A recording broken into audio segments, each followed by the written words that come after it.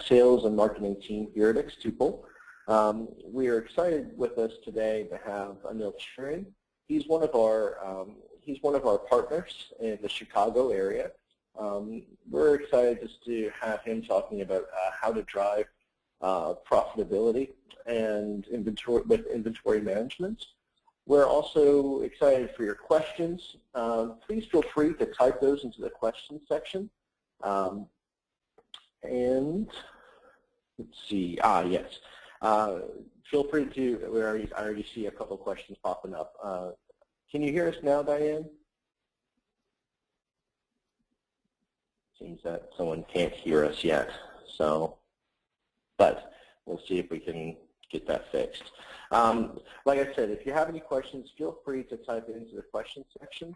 And we'll be happy to answer those at the end of the presentation. Also, for technical reasons, we have to keep the recording to about 1 hour.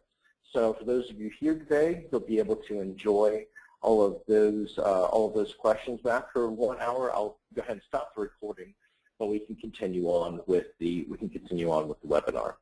So also, if you have any questions afterwards, feel free to send them to sales@xtuple.com, and we'll be sure to have this. We'll be sure to answer those for you.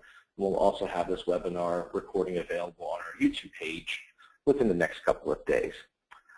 So with all of that being said, I'll go ahead and turn it over. Go ahead, Mendel. Good afternoon or good morning, depending upon which time zone you're watching us from.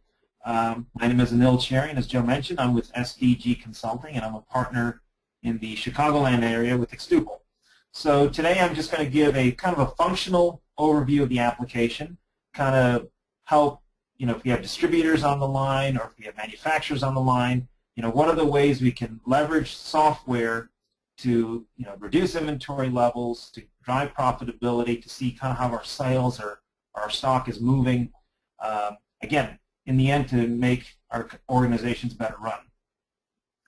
So what I've got here is just the xTuple desktop screen. So for those of you who have not seen it before, it's a pretty straightforward interface. We've got shortcuts on the left here to drive navigation. We've got your standard menu options at the top. And the first thing I'm going to dive into is just show you kind of the items master screen. So in any application like this, you're going to have a place where you can store all your items. And one of the first things I'm going to show you is, this is a toy truck database. So those of you that have watched any xTuple webinars before will be familiar with this toy truck database. So I'm using that here as well. And I'm going to pull up one of the famous or infamous, depending upon how you look at it, B trucks, and just kind of show you how this item is set up, because how this item is set up is going to drive what we can do throughout the rest of the application to monitor stock levels, to schedule work orders, to schedule purchase orders. Okay? So as you can see here, I'm kind of mousing around the item type. This is a manufactured item. So in this case, this is something that's going to be produced in the factory floor, and we have a unit of measure of each. We've got it set up for pick lists. If this weren't a manufactured item, if it was something that was consumed, we can also set it as fractional, which will become important in a moment. The other thing is, xTuple supports, depending upon the edition that you're in, at least in all the commercial editions, it supports having these items be multi-site. Why is this important to you? Well, let's say you tell me, Anil, I'm only a single-site manufacturer. I've only got one warehouse. I don't need to worry about that. I've got clients of mine who go to trade shows, who do demos, and they want an easy way to be able to track that stock that's in their physical warehouse, but they take outside with them all the time. So if they're manufacturing different products, what I do for them is I say, hey, let's set that up as a different site so that we can easily track inventory. When you go to your trade shows and take orders, you can take orders out of that inventory, and then you can really monitor and track what's happening to that inventory so it doesn't get lost. And you can, when it's at the end of the month, it's time to report, you can report that. So this is what the Sites window or screen is for, the Sites tab. So it's very important in the inventory tracking perspective. So for this particular item, we have one site. It's Warehouse 1. So we're going to open that up and kind of see some of the options that are available. So we see here that we can manufacture this site, and we can also create work orders linked to sales orders. That'll become important in a moment when I demonstrate the sales order functionality. As in any basic application of this type, you can set up a control method, whether it be regular, whether you want to do lot or serial control. You can set up planner codes, meaning if you want to structure how you make purchases or do work orders based on the item type, you can do that as well. In this case, some of the basic ones are MRP and MPF, so you support both functionality, and I'll get into that a little bit more in a moment. We have cost category. The next thing we support is location control. So client that I just brought live, one of the things that they were doing is reorganizing all the inventory in their back warehouse. And for them, now they're getting to the point, okay, we want to specify the aisle, the bin, the location, specific locations of things, so they no longer have to go search for items. So this is important when you're trying to track inventory. Where do I find this stuff? And in xTuple, we support that out of the box with all of the different, licensed editions. Okay. The next tab to be concerned with is what we call the planning tab. So this is where we can kind of drive the system and tell it, hey, when I'm trying to plan how I'm purchasing this item, what system am I supposed to use? Am I using MRP? Am I using MPS? What's my safety stock level? What's kind of my lead time? How long is it going to take? For some of your items, you may be able to complete it the same day. For other items, it might take, say, in this case, 5 days. So you want to be able to put that in here so the system can use that information to drive your business decisions. Okay? So that's the Item Sites tab. And we talked about locations. So the next thing I want to show you is this button here called the Workbench. Now this is a very important piece of the inventory control puzzle because it gives you a lot of information on your item with very few clicks. So you see here we can specify the item number. We can look at the availability. This is fairly straightforward. So in this case, we can see it by site. We only have one site for this item. So we see what the lead time is, what the available quantity on hand. In this case, we don't have anything.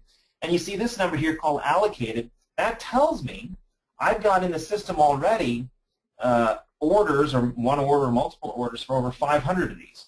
So if I'm a production planner and I'm coming in and looking at my inventory workbench in the morning and looking at the items that are hot items, I would know right away, oh, the salespeople have been busy yesterday. I probably want to get on this and deal with this situation because there's already 500 that are allocated. And if you look here, we can see what's on order. So we've got 500 on order, we've got 500 allocated. Depending upon my inventory policies, I may want to schedule a run for another 500. I may want to schedule a run for a lot more, if it's a special time of the year. Another thing we have here, so this is just a basic summary screen of your inventory. Another thing we have, which is pretty cool, is what we call running availability. And this gives you a window on this item, all the purchase orders, all the sales orders, all the work orders as relevant to the item that are driving that summary that you saw on the previous screen. Okay? So in this case, you see here, in preparation for this demo, I put in a couple, I put in a sales order to this customer for 500. I put in a work order for 500. Okay? So that's why the available quantity on hand, based upon the, the way we program this item, is essentially 0, because I've got a demand here for 500, and I've got a supply here for 500, which basically, washes each other. So again, that gives you more information at the couple clicks to understand what's driving my quantity on hand number. It's a lot, it can be a lot more insightful than just looking at a raw summary that we have here. Another thing that we have is we have this orders tab. So that's right here. And you can get more information on who's placed orders for this product. Okay, and you can see all items, whether the purchasing, if it's a purchase order, where it is, or if it's a sales order, you can get all the history on it. So you see here we have orders dating back for this particular item to 2007. So you can see what was ordered, how much was shipped, what the balance is. Again, a couple clicks, you're getting a lot of information to run your business.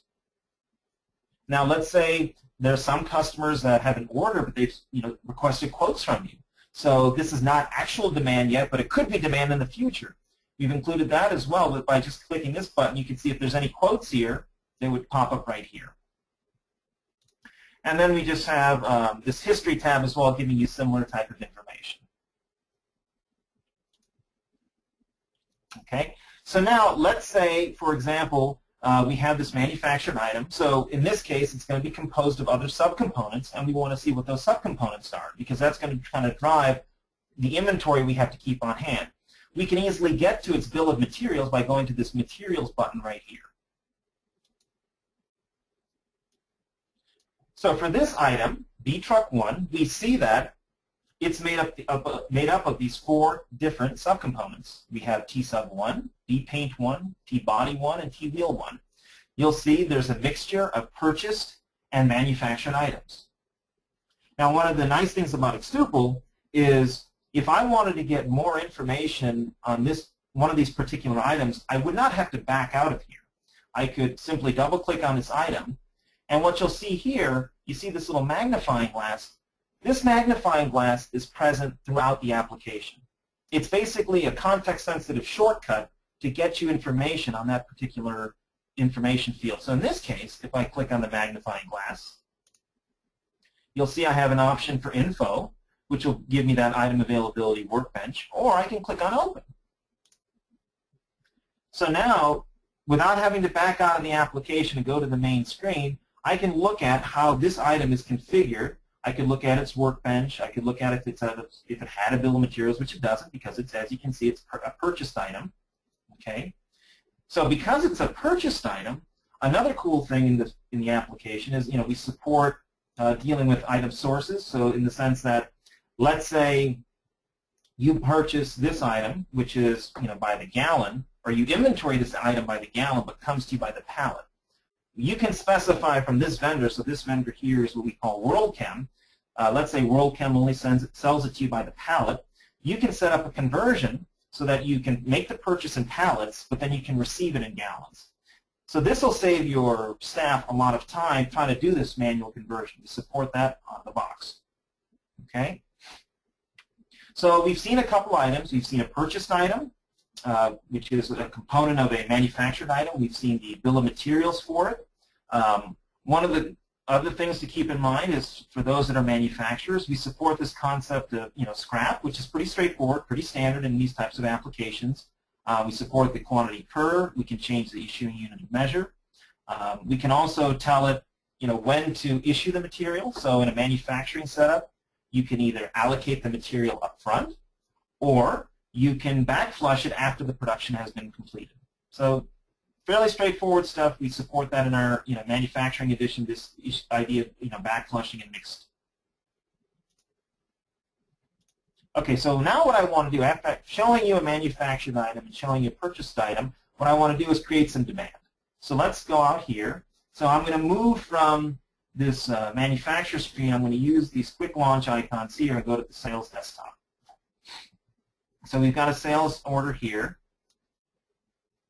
So I'm going to show you, even in the sales application, how we can leverage inventory information to drive profitability. So let's put in a customer. So we're going to type ahead here. See T-Toys, one of our famous customers. We'll go to line items. We'll hit the new button. And let's try to purchase some of the B-Truck. Okay, so we've got a client who wants to purchase some of the B-Truck. We're going to put in a quantity here of, say, 10. And immediately what we can see here, if you look in the lower left, you see where it's a show availability. We've got a bird's eye view on the current inventory levels for this item. So we see that we have none on hand, which is a problem. We have 500 that are allocated, and we've got on order 500. So this matches the information we've seen before. Everything in the system is real time. Another nice thing is we can see here the items in its bill of materials and all the dependencies that come with it. So this gives us a bird's eye view. If I were to place a work order for this right now, do I have all the materials I need? Are there other things that are subcomponents that I'm going to need to purchase or manufacture? If I do, they're going to be in red. So you see here for T-Sub-1 and T-Box-1, we have a little bit of a shortage there that we're going to need to address, and that's why it's showing up in red. For the other items, we're in pretty good shape, given that we've only requested 10. Now let's say the customer tells us, I don't want 10. I really want a lot more than it. Let's say I want, 10,000. All right, just to throw out a nice number there. You notice how even more of this is lighted up, because given the bill of materials, 10,000 V trucks we won't be able to satisfy with the materials we have on hand. Okay, so again, this is giving you real-time information, allowing you to make business decisions and say, okay, yes, Mr. Customer, I can fulfill your order today, or yes, Mr. Customer, I know I can fulfill this order maybe in about 5 days, depending upon the lead time that I specified. Okay. Now, let's say the customer is not willing to wait. What do you do then? What, do you want to turn them away? No. Well, maybe what we can do is we can offer them a substitute. So let's look here what substitutes we have available. We have a substitute available. It's called the red truck. Now, obviously, they may or may not want to switch colors, but let's say they did. With a simple click here, we could use this for a substitution. Now, in this case, this wouldn't be such a good one because we're down on stock on that as well.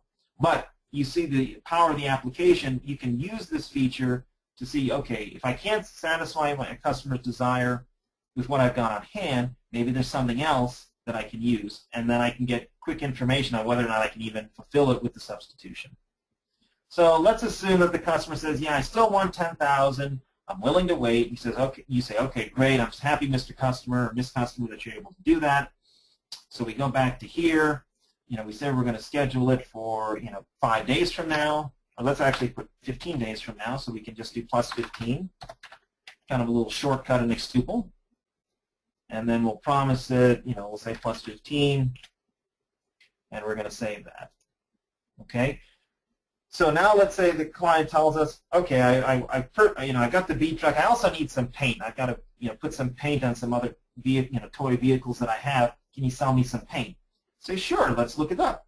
So we go to Y Paint,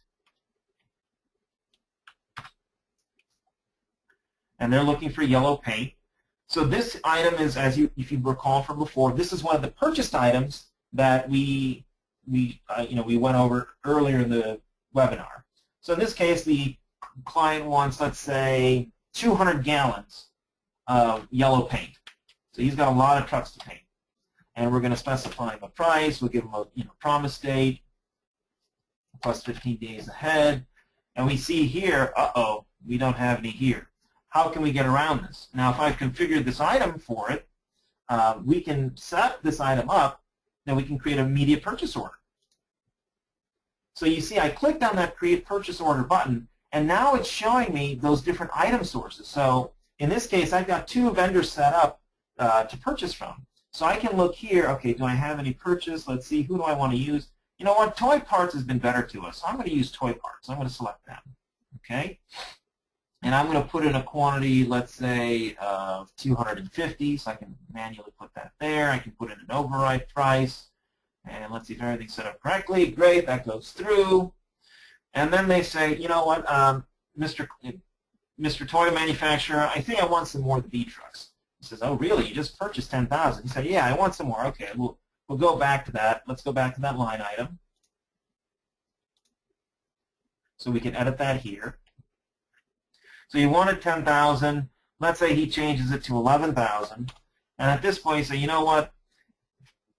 You on the back side can say, you know what? It might be a good idea for me to put in a work order. Oh, I've got a work order already set up here. Great. Let's change that to 11,000. So from within the application, you don't have, if you have a decentralized setup, you can really drive whether you do purchasing, whether you do work orders. You can schedule all of that while you're on the phone with the customer, while you're negotiating with the customer when this is going to go out, when it may, how long they may have to wait, what kind of pricing may be required, given if they want to rush it. You can do all that within the same screen, giving you a lot of information.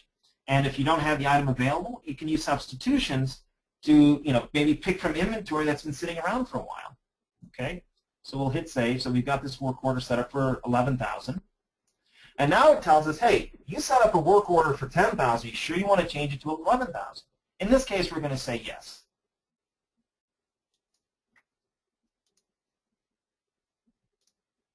So we've got a nice sales order here. Depending upon your business, 135K order may or may not be a good order for the day. So what we'll go ahead and do is save this. We'll close this. So now we've created demand. We've created demand for two types of products. We've created demand for a manufactured product. We've also created demand for a purchase product. So let's go ahead and take a look and see how that's impacting different things. So let's go here. Let's go to manufacture, and we'll go to the order schedule. So what we should see here is that order we skipped, the work order we just placed. So these are all the different work orders that are currently programmed in the system. Obviously, we've got some old ones out here, so whoever's the manufacturing manager will be fine for this because they've got stuff from 2011. But looking at today's stuff, okay, this is the one we just put in. That's the $11,000 order. I mean, 11,000 quantity order. So what we can do is, if I'm the production planner, I'm coming in, I see all these orders, I can go ahead and release this. I can also open it up and look and see, okay, I got all this stuff required, everything looks good, you know. Now, what if there are other materials I need to get? What if there are other pieces that I'm required to purchase along with this? How am I going to capture those? How am I going to figure those out? Do I have to do it manually? Well, with an xTuple, obviously not, otherwise you wouldn't be here. So we've got a feature called MRP, which is found in all other applications that are similar to this. So what we can go do now is we can go to Schedule, Scheduling, and run MRP. And I'm going to select this by Planner Code option. Okay, so by Planner Code means, if we look here, I'm just going to show you the different options. You know, we've got it set up in the system, you know, outside processing items, MRP, MPS. So depending upon how you manage your business, you may have different business lines or different, different planner people who will deal with different parts of your business lines. We can use these planner codes to address those different business lines or those different personnel who are only going to be responsible for one section of business. Now, in a lot of organizations nowadays, that nice delineation between product lines doesn't exist because we all wear the same hat. So a lot of times what happens is, instead of doing this, we just select all planner codes. And that's just the realities of today. And then what we can do is put a cutoff date. So I'm going to cut off, let's say, 15 days in advance. We can also create MRP exceptions, which you can get into that later on if there's time. We'll hit OK. So now I've run MRP. So what this has done is the system has looked at, okay, what are my current inventory levels on hand? What are my reorder levels? What are my work orders that I got? What are all the different parameters that I programmed in the beginning, taking into account the demand I've created with sales, taking into account orders that may already be sitting out there for work orders or purchase orders. What are the things that I'm recommending the user to do to fulfill the demands that have been placed on their business? So we can look at that by going to Schedule, Reports, and Planned Orders.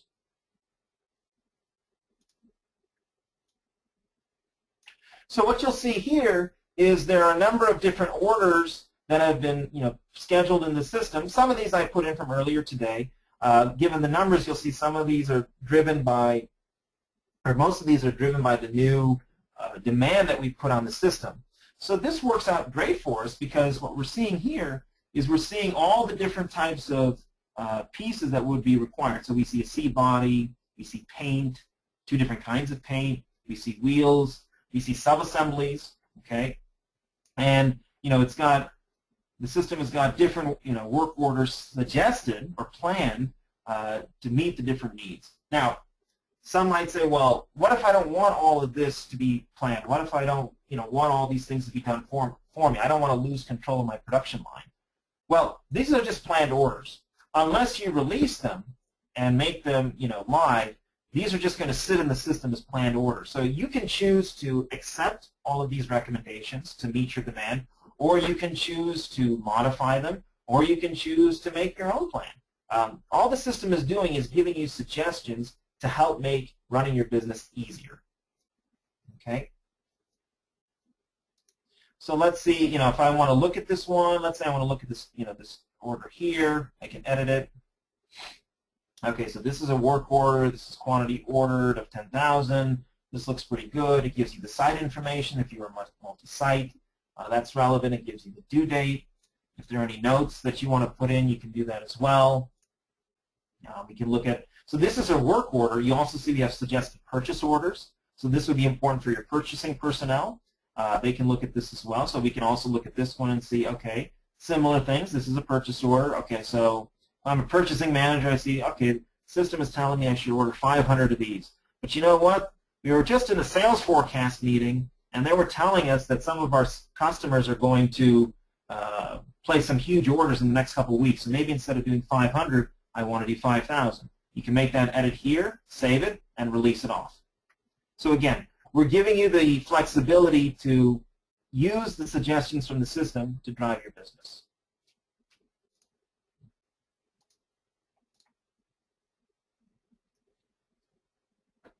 So let's say we go ahead and release this one. So it's giving us the option, okay, do you want to create this? We're going to say yes. And let's say we want to release this one for this subassembly. We look at it, it looks good. We're going to say save. We're going to hit yes. Okay. And let's say we want to do one more purchase order. We certainly need paint. Paint is an important item, so we'll release this. Okay. So those are all released. Those are ready to move on to the next phase of the purchasing process and the work order process. So if we go leave this screen, I'm just going to close this. So if we go to purchase request by planner code, we can kind of see whatever's in the system. So you see here, there are the two. These are the purchase requests that I put in based on the planned orders. There was actually another one it's sitting in here from almost 4 years ago. So there's clearly some demand out there. So now let's say this is your second level review, depending upon the structure of your organization. We can go ahead and say yes, I want to release this. And then it's asking us again, who do we want to buy it from? So we can say, okay, T-Toys has been always good to us, so we'll get it from them. And then it says, hey, an unreleased purchase order already exists for this vendor. Would you like to use this? So what the system is doing is it's telling us somebody has already put in a purchase order to this same vendor we're using. Rather than creating another one and creating extra work for the purchasing department, it's telling you we can put it into the same purchase order that hasn't gone out yet and save you a lot of headache. Most people would say yes. There may be a reason you want to say no. You want to keep it separate. But to save paperwork, most people say yes, so we're going to go ahead and do that here. And so these are the open purchase orders. So if for this vendor you had more than one, you could select this PO, select which PO you wanted to use, and you'd be on your way. And we'll hit save here. And then here it's telling us, again, from a profitability perspective, the unit price that's been quoted is above the maximum desired that you programmed for this item. Do you want to change the unit price or do you want to keep it? So this is a flag to your purchasing department. Hey, you're trying to put in a purchase for more than what we recommended this be purchased at. Are you sure you want to do this? This isn't a hard cutoff that says, no, you can't purchase it, but it gives information to your purchasing personnel to say, think twice before placing that order. Maybe this vendor that they've selected, they're using it because they work so well, but the reason they work so well is you're paying a lot more for it. So maybe you wanted to use the other vendor instead. This just gives you more information to help you drive your costs down. So we're going to go ahead and we're going to go ahead and continue. We're going to accept, the pricing that's been given. Let's see. So we've got a couple line items here. We've got the T-box. We've got the Y-paint one, so that's in the line item section here. That all looks good. We're going to try and save it. So that purchase order is ready to go. So that's on the purchasing side. Now remember, when we were looking at our work orders, there were also some, at our planned orders, there were some work orders that we had also released. So let's see those right here. So you see here we have our work order schedule. Let's go ahead and open up this one. So we can go ahead and schedule this and move this down the production line. So these are all ready to go. So what we've done so far is we've looked at how we can set up items to drive productivity. We've looked at how when demand is created, we can look at real-time information to drive our purchasing decisions or our work order scheduling. We've looked at how the system can give suggestions to us to determine, hey, do I really want to purchase this? Do I want to purchase something else? What are my different options? We saw how we can edit that. Now, the important thing is that's all on the, up to the sales cycle, we've completed that. What do we do after the fact? How do we gauge kind of the movement of our inventory or how our sales are going to justify maybe future decision making? So what I want to show you now is a little bit of the analysis side on how xTuple can help you make better business decisions based upon the history that you have in your system.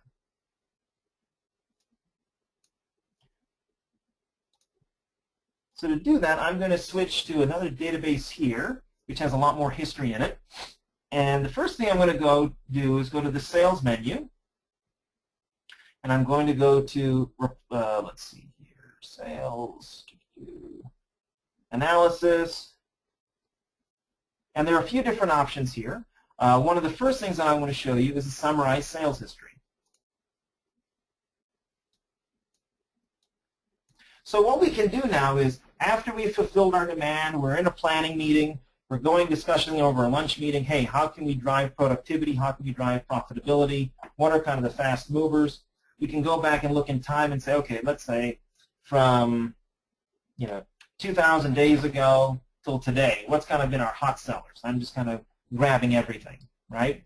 So we can hit, and then we can group it by customer, we can group it by sales rep, customer type, shipping zone. What I'm going to do for the purposes of this demonstration is show you what it looks like when it's grouped by item. I'm going to hit query. So this is a high volume, distributor.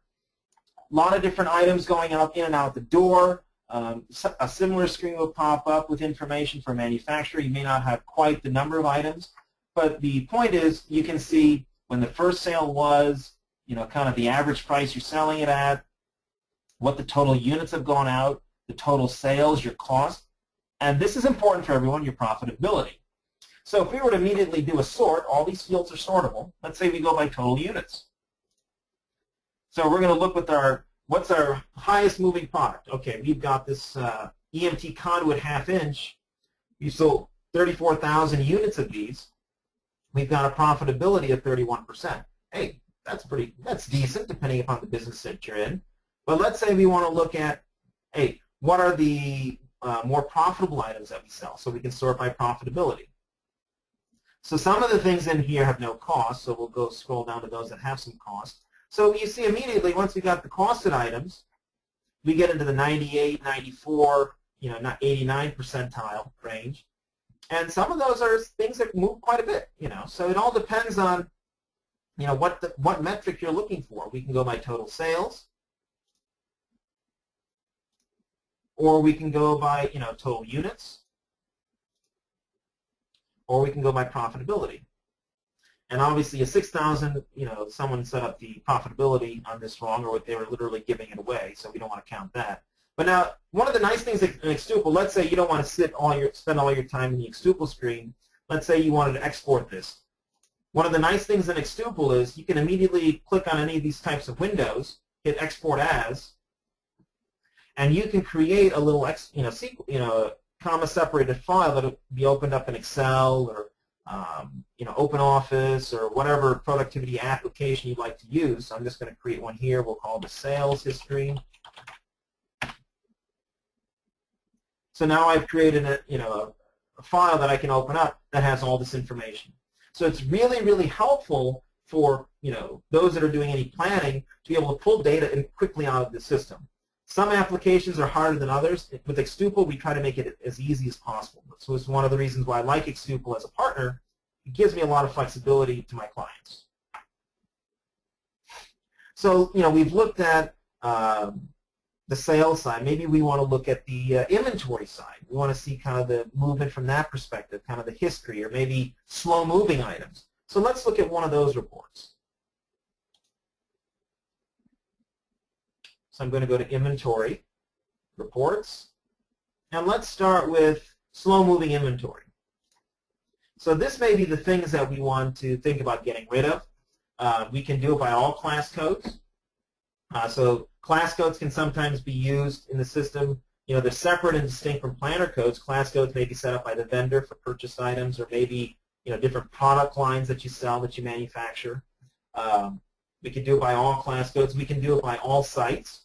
Or maybe we want to look at specific sites in our organization. So if you're a multi-branch company or multi-branch manufacturer, you may want to see at the site level how different things are moving, or in this case, not moving. So we have that flexibility as well. And then we also have a button here called Show Inventory Value, so I'm going to go ahead and do that. And let's put a cutoff date for, let's say, today. So we'll put 0 in. That'll fill in today's date. We'll hit Query. And we can see in here all of the different items that just aren't moving for whatever reason. And we can see what their inventory value is here. So in this case, we don't have a lot of quantity on hand on these items. So let's look at things we do have quantity on hand. See if there's anything in here. Oops. There we go. So we can see here we've got this ENT050. The last time it was sold was about 1.5 years ago. So for whatever reason, we know that this product isn't moving. We've got other products here. Let's see that, you know, we've got 3,000 of these. The last time it was sold was about 6 months ago. That's a square D, you know, breaker, for example. So again, a lot of different pieces of information here. A lot of it very useful to look at immediately. Some of it we may need to process offline. So again, what we can do, we can right-click and we can export. So we'll call this slow movers. And now we've got that exported as well. Again, we can do offline analysis. We can bring it up in the sales meeting. We can do different manipulations to it. Makes life a lot easier. Okay, so the next thing we might want to see is maybe, you know, let's just look at a basic history. Maybe we don't want slow movers. We want to just get some basic history. So let's take a look at that. So I'm going to go back from kind of, you know, way in the past when I have a lot of inventory transactions here. We're just going to hit Query. So now we can see all the different history pieces that come into play for each of these, you know, what the PO was, what the item was. Let's say, okay, this is way too much information. This is not helpful. That's understandable. So you see this plus icon here, which is available throughout the application. We can use that to filter our sorts, to filter our searches. So in this case, let's say I want to look for, you know, a particular item. Okay, so maybe one of those square D items. Let's take a look at this one. So I can filter by the item. I'm going to hit Query. And now I've got all the history just for this particular item.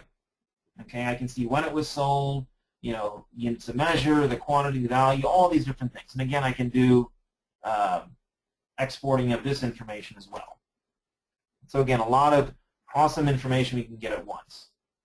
Maybe I want to do it by, you know, class code. We can do that.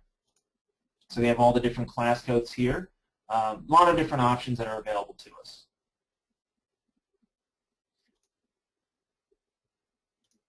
So now let's say we get to a situation where we're given an inventory report like this. Someone tells us we have so many different pieces of inventory on hand, they can't believe it. And then you say, you know what, I better check this out myself. You're the high-up manager, or you're the low-end manager who's been tasked with doing the grunt work for the high-end manager who constantly takes all the credit for your work. Whichever situation you're in, we can help you with that. So what we can do is let's go back to our toy truck database for a moment, because we don't have quite as many transactions to muddy the waters. So let's go back here. We'll go back to Inventory, Reports, and we'll go back to that slow mover. And we'll put in a cutoff date for today. We're going to do all sites. We're going to show the value, hit Query. And then let's say they were talking here, hey, you know, we've got these fenders. We've got on hand 16,842, and you just say to yourself, that doesn't seem right. Well, how can I deal with this? Well, one thing we can do is we can issue a count tag. So we can specify right from within this screen where we're getting the information, we can give an immediate issue account tag. So this will set up in the system account tag that someone else can then go count and confirm if this inventory is correct. Now let's say they come back, an hour from now, they've done the count, and they say, yes, Anil, we really had that many in stock. Or they say, no, Anil, we don't. Well, we can go back here and immediately adjust this quantity on hand. So we have a lot of flexibility in the application, and as you've noticed, that flexibility comes in a context-sensitive way. So again, you can look back into your warehouse, you can look back into your production line, and you can do a lot of it without having to delve deep into the menu structure. And we've set that up to make life easier for you to manage your business. Now, another thing is, a lot of questions that come up when thinking about inventory is I talk to some clients and they say, well, Anil, we only normally do inventory once a year, and we basically have to shut down the whole company to do it. I don't know if that describes anyone who's on the call, but I'm sure it happens to manufacturers and distributors alike. One of the things that xTuple supports is this concept of freezing and thawing of your inventory. So what you can do is, for the items that you've issued count tags for, you can freeze your inventory, have your person go out to the factory floor, to the warehouse floor, count their different items, come back, and then input the information, and then hit thaw. And what the system will do is it will not only take into account the number that was input by the person counting the inventory, but it will also take into account the transactions that occurred while the inventory was being counted, in between that freeze and thaw period. So this way, if you need to get real-time information on where you stand inventory-wise, you don't have to shut down your whole company. That's a very, sometimes it's necessary, depending upon the business environment, but many times it can be very disruptive. And we just don't have the time today to do that. So this gives you a way to count your inventory, to get good numbers, but still make it a sane process for those who have to go out onto the warehouse floor and dig into all the various places it may be stored and get that information for us. Okay, so one of the last couple things, we've got a few minutes left. Let's see. What else can we show you real quick? Oh, right. Let's go back to the sales menu here.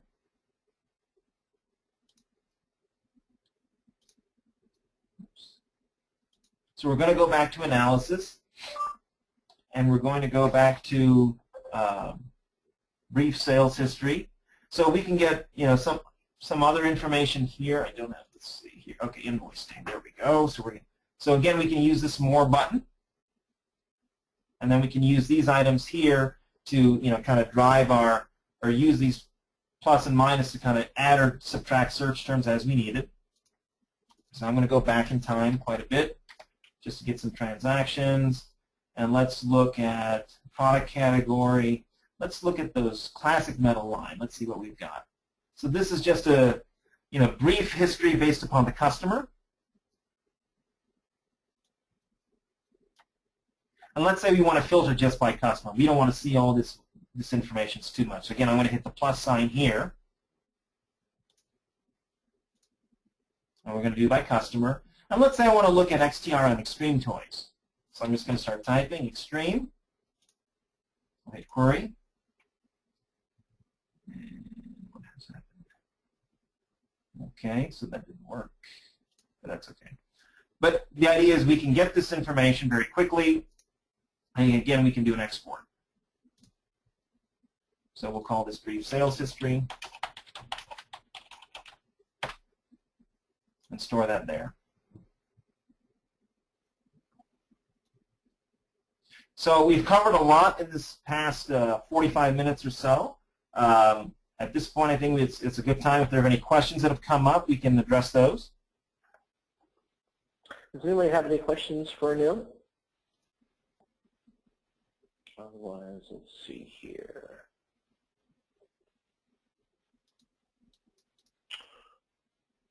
Okay. Diane has a few. She'll be typing those out here in just a second. Okay. Absolutely. In the meantime, I think I have one. Is what if I have multiple vendors for the same item with different units of measure? How would I handle that? Oh, great question. Let me address that. So let's go back to our items button here. and I'm just going to put in that paint item. So we'll go back to, if you might remember way back in the early part of this webinar, we talked about sources. So you see here, this item has multiple sources. So we've got T parts and WChem. If I go into each vendor, I can specify what the conversion factor is. So in this case, for this vendor, they sell it by the pound, their paint, even though we're inventorying it by the gallon. So if you look here, our inventory unit measures gallon, but the vendor is selling it by the pound. So we've got a conversion factor set up there. For this vendor, their vendor name is T-Parts. If I look at WChem, they're in a 1-to-1 ratio. So we're inventorying it by the gallon, and we're purchasing it by the gallon. So that's how you would handle vendors with different units of measure. So you can have as many different item sources as you need to have, depending on how many different vendors you have for a particular item. Okay. There's another one from Diane here. It says, I'm assuming there's a way to have my sales department not have the permission to create purchase and work orders. Yes, absolutely. Let me show you that. So if we go back into sites, so we'll go back here. We can uncheck this box here. So if site can manufacture or site can purchase, and then we can limit who can actually make edits to this screen. So maybe upper-level managers can come in and make these changes, and then the sales reps would have access to this section, so they would just have to go with whatever you set it up as. So again, we're giving you the ability to be quite flexible in how you run your business. Some people like to be centralized. Some people like to be decentralized. You can support both of those in different iterations or variations. Okay. We have another question here. Is, can you explain a little bit more about the difference between MRP and MPS? Sure, that's a great question. So the way to think about MRP is material requirements planning, and MPS is we'll call it master production schedule for. I mean, there are probably different iterations of that term, but the basic difference would be when you have when you're running on an MPS system, you're basically trying to meet demand that may be seasonal or may be dependent upon the time of year. So a great example for those of you who've been blasted by all this winter weather is, say you sell rock salt, you produce rock salt.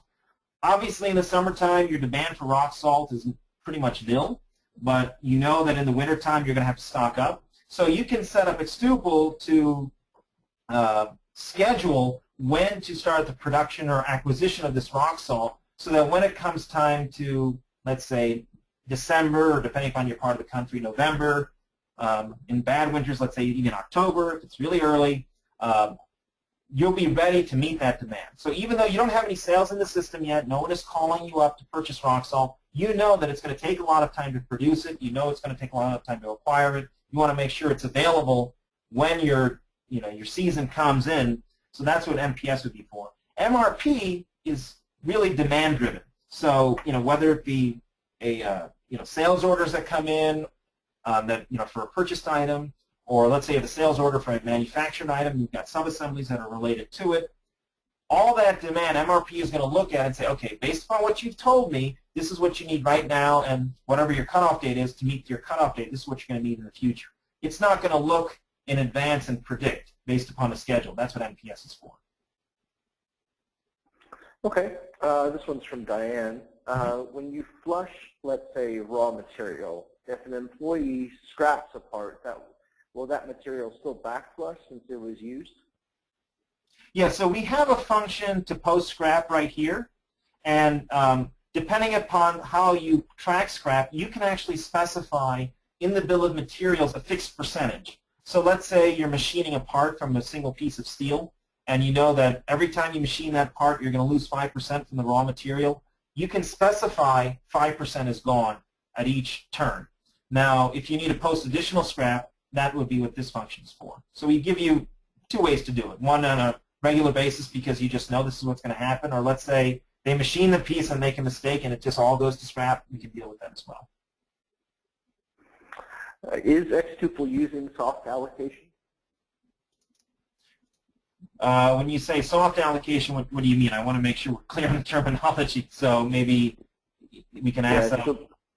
Diane, go ahead and elaborate for us in the question section, because that was all she had typed out. Okay. Can you explain in further detail what freeze and thaw of inventory means? Sure. So freeze and thaw, basically, when you freeze inventory, you're telling the system, I'm doing a count of particular items that have been issued a count tag. So I want you to keep track of these items, their activity, until I thaw inventory again. So let's say, for example, I've got 100 widgets on the shelf. I haven't counted them yet, but I got 100 there. The system knows I have 100 there. I freeze inventory. Now let's say I have different people who call up, I ship out to meet old demand. So let's say we've issued that shipping, and now we've got, let's say 50 that have left the building. Okay, I go out and count those 50, right? All right, let's say I've already counted the 100, but I haven't input it back into the system. So when I get back to my desk, when I counted it was 100, but when by the time I got back to my desk and input the information, I only actually had 50. So I'm going to type in 100 into the system because that's what I counted. Normally, if you did that, you'd have a mismatch. But when you freeze inventory in xTuple and then you input your information, hit thaw, it's going to say, okay, this person is saying you have 100, and now I've got 50 worth of transactions. I'm going to back that out. So now my true inventory right now is 50. So this gives you the ability to do inventory while you still run your business, because the system is going to keep track of when you froze and when you thawed the inventory. And it gives your operators or your inventory counters a chance to cycle through the whole building and get back to their desk. So that this way, whatever lag there is between the count and when transactions have occurred, the system is tracking that for you. Okay. We have two more here. Oh, actually, here's one from Diane. Let's see. Is there either soft or hard allocation? Hard allocation will say you have an order for 100 pieces and you have 100 pieces in stock. Mm-hmm. It comes to an order for 10 or more and it's due before the 10 pieces is due. Hard would say you need to order 10 and you may be late because of the 100 pieces are spoken for. Soft would say buy more now. We can use the 10 from the 100 you have. For the most part, I think the best way to describe it, it's not a pure hard allocation, because I can see instances where people can grab inventory, but there are different ways to get around that. So I won't say it's a pure hard, but there are ways to address that. Okay. A few more questions here, and then we'll go ahead and wrap up. How many levels deep will MRP run for the purchase orders and sales orders? So for MRP to run on purchase orders and work orders, it depends on which edition of xTuple you have. With the manufacturing edition and above, it'll go as many levels deep as your bill of materials go. So it's basically infinite. Or for the other editions, it's MRP is available in the commercial, starting with distribution edition, but it'll go one level deep by default. Okay. If MRP creates a bunch of planned orders, do I lose all control of work order scheduling and purchasing? No. The great thing about MRP is we've set it up that it's only giving you suggestions, so you can use those suggestions or you can throw them away. You have complete flexibility. You don't have to use what the system is telling you. If you're checking QTH in inventory and deciding to do a count tag, is the count tag per location? Yes. You can specify the count tags by the, well, we have, so in xTuple there's a difference between sites and locations. So I'm assuming the question is related to, like, if you have a warehouse site 1 versus warehouse site 2. We also have the concept of having different locations within those sites. So we can get more specific depending upon that need, what the specific question is. But I think that to talk about sites, we can issue the count tags for the different sites. So if you only want to inventory warehouse 1, you can do that. Yeah, site with, she elaborated, it's a site with more than one location. So, okay. Finally, can the inventory reports and sales reports be run automatically and emailed to me? There's a product that xTuple sells called xTuple Connect. So what you can do is you can use that xTuple Connect as an automation program. to drive a lot of these reports or drive MRP or drive a lot of things within the application. And then as far as inventory reports and sales reports, you can customize them to your needs and then set it up through xTuple Connect to email it to you on a regular basis.